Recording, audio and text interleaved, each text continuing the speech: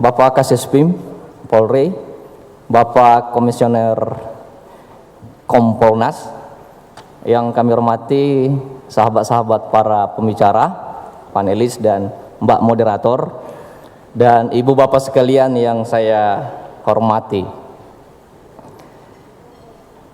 Saya akan menyampaikan 5 pokok pikiran sebagai pokok bahasan kita dalam diskusi ini.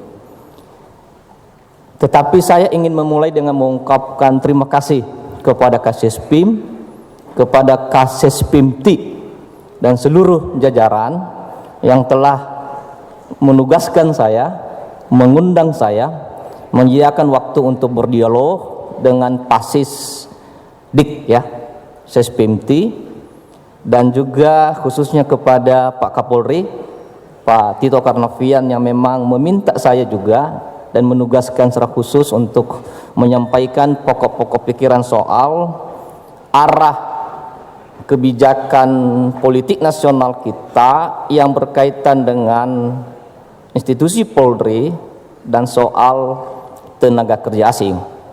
Saya memulai tidak dengan pendekatan kuantitatif, karena memang 2 pembicara terakhir memang harus menyampaikan soal pendekatan kuantitatif.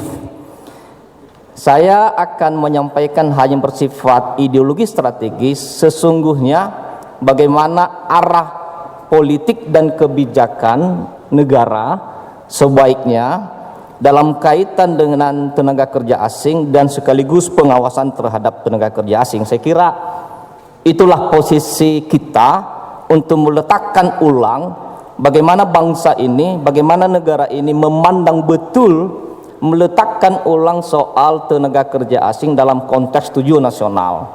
Yang disampaikan tadi secara teknis kita bisa diskusikan bersama, tetapi itu pada gilirannya akan mengarah atau menyesuaikan dengan arah politik nasional kita.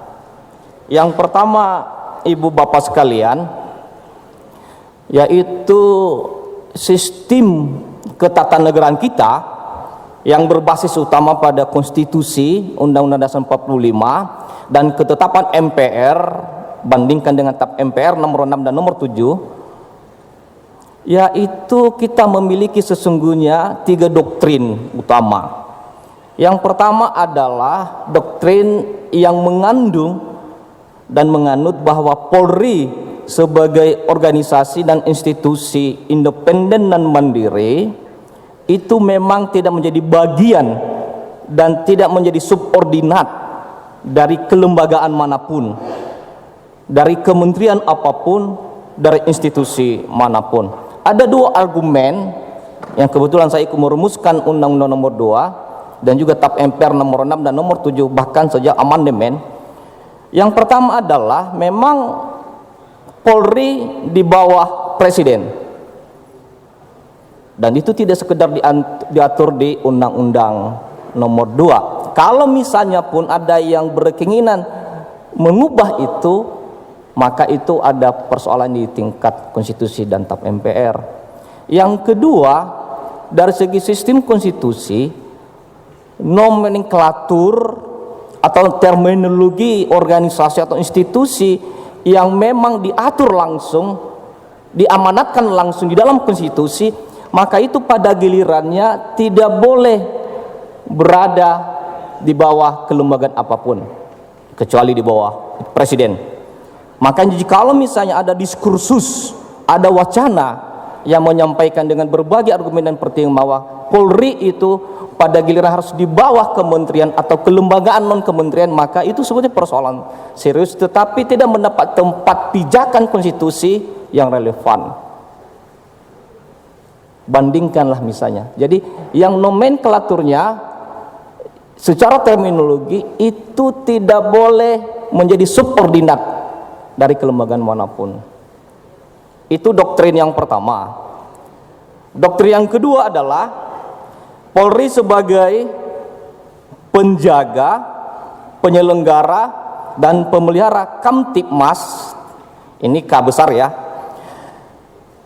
Kamtipmas penjaga, pemelihara, dan penyelenggara utama Kamtipmas itu memang menjadikan Polri sebagai subjek utama, pemegang utama, pelaksana utama dari seluruh proses yang berkaitan dengan apa yang disebut dengan keamanan nasional dan ketahanan nasional. Kalau saya mau menyampaikan ini, tentu teman-teman lain, institusi yang lain tentu bisa mengajak saya diskusi. Bagaimana misalnya menjelaskan soal keamanan dan ketahanan nasional. Tetapi itulah doktrin yang kedua. Sehingga misalnya kalau kita melihat betul apakah ada hal-hal yang berkaitan dengan misalnya tenaga kerja asing atau pertumbuhan ekonomi atau globalisasi itu bertentangan, atau misalnya pun Kamtibmas itu harus menjamin betul tidak boleh ada tindak pidana yang mengganggu Kamtibmas kita. Doktrin yang ketiga nanti juga sekaligus akan memperkuat pemikiran Pak Roni, yaitu bahwa Polri sebagai pemegang tunggal, subjek utama yang menegakkan hukum. Kita telusurilah, lacaki betul soal konstitusi kita. Itu Polri satu-satunya yang diberikan tempat, disediakan oleh negara untuk menegakkan hukum. Tetapi yang lain bisa, itu diberikan oleh undang-undang, bukan oleh konstitusi. Kalau misalnya kita lihat kekuasaan kehakiman, itu di bab 9, itu lebih karena dalam rangka mengadili dan memeriksa memutus perkara. Ada dimensi menegakkan hukum di situ. Dan dalam konteks penyelidikan dan penyidikan, memang itu menempatkan Polri sebagai pemegang utama, subjek utama. Lihatlah dari pasal A sampai pasal Z, pasal 1 dan seterusnya. Itu tidak ada.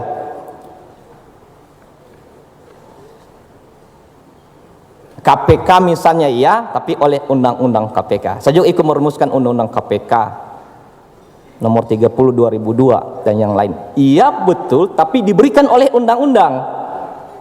Tapi kalau Polri itu satu-satunya yang memang diberikan oleh negara melalui konstitusi untuk menegakkan hukum.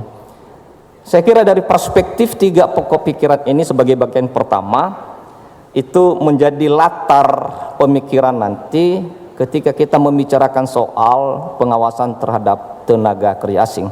Itu pokok pikiran yang pertama. Pokok pikiran yang kedua adalah, lalu bagaimana misalnya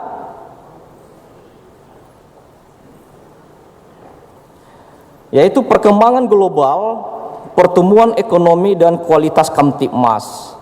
Ibu bapak sekalian, saya tidak dalam posisi membahas teknis tentang globalisasi dan atau perkembangan global. Tetapi pada dasarnya perkembangan global itu menembus dan memasuki ruang dan waktu, ruang dan tempat, ruang dan dimensi. Ada ruang lokal, tadi misalnya Pak Roni yang menyampaikan sampai di lokal juga Aceh dan seterusnya itu. Ruang regional dan ruang nasional. Dan juga dimensi sosial, ideologi, politik, ekonomi, budaya, pertahanan dan keamanan. Jadi dinamika global, apalagi kalau globalisasi ekonomi, itu pasti mengandung dan menembus apa yang disebut dengan ruang dan dimensi itulah. Dan kita berharap betul perkembangan global pada dasarnya memang untuk menggerakkan, mengorganisasi pertumbuhan dan pergerakan ekonomi lokal, ekonomi Indonesia, ibu bapak sekalian. Nah, pertanyaannya adalah, apakah kualitas pertumbuhan ekonomi itu berada pada posisi memperkuat, mendorong apa yang disebut dengan Kamtibmas, apa yang disebut dengan penegakan hukum? Jangan sampai kualitas ini tidak menjadi bermakna karena tidak dalam posisi mendorong, mendukung keamanan ketertiban masyarakat kita. Secara teknis tadi banyak disampaikan, misalnya tenaga kerja asing tidak hanya dari RRC misalnya, tapi dari negara lain, karena dia perkembangan global menembus blokade dan menembus ruang dan dimensi. Maka yang tadinya didesain dalam rangka pertumbuhan ekonomi, tapi pertanyaannya adalah apakah dia memperkuat stabilitas kita, mengukuhkan dan menguatkan soal soal keamanan ketertiban, penegakan hukum dan seterusnya, atau jangan-jangan malah berbanding terbalik, melemahkan, mendistorsi, merusak, mengganggu. Itu saya kira itu hal yang kedua. Yang salah satu di dalamnya adalah berkaitan dengan tenaga kerja asing. Memang ada kebijakan setiap negara atau negara-negara lainnya, negara-negara tetangga di kawasan regional, memang salah satu yang bisa menggerakkan soal pertumbuhan ekonomi adalah tenaga kerja asing. Kita juga mengirim, juga orang lain juga mengirim, negara lain juga itu mengirim. Oleh karena itu maka kami memasuki pokok pikiran yang ketiga, yaitu keberadaan TKA dan tujuan nasional kita.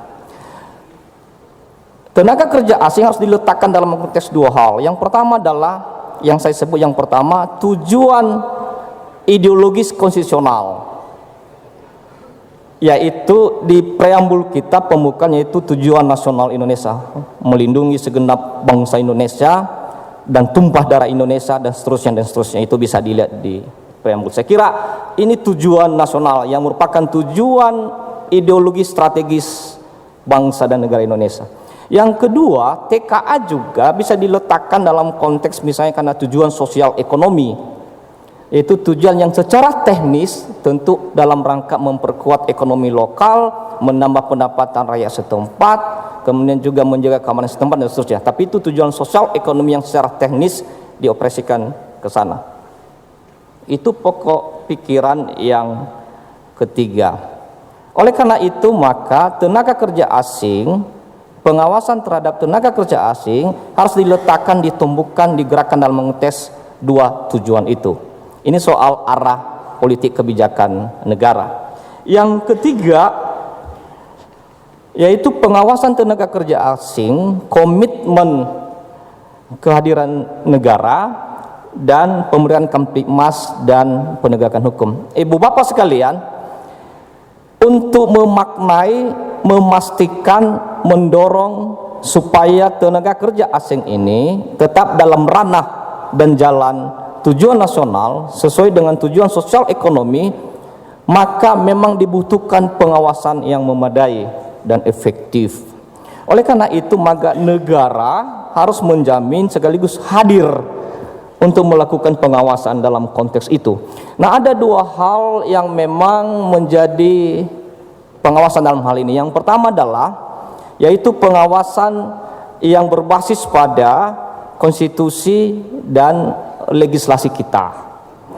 Seperti yang disampaikan tadi, Polri adalah representase dari negara yang diberikan mandat penuh kewenangan untuk menjaga, memelihara dan menjalankan Kamtibmas.